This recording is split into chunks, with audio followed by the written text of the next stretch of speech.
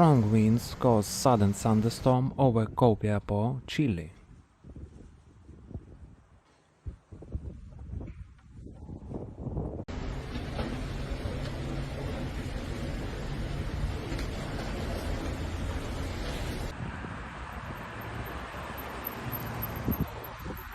Due to winds of up to 43 km per hour, the National Disaster Prevention and Response Service declared a yellow alert starting today until conditions warranted in Copiapó and Tierra Amarilla.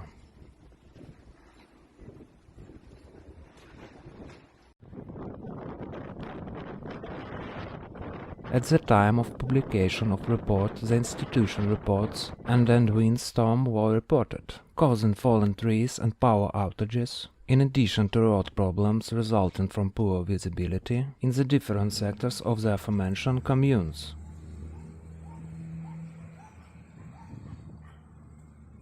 The phenomenon occurred as a result of the intensification of the wind associated with the passage of the jet stream over the region. The jet stream will continue to be present over the north of the country in the coming days, with the potential to leave gusty winds over the region of Antofagasta, the interior of Atacama and also Tarapacá, at least until next Monday, January 1st.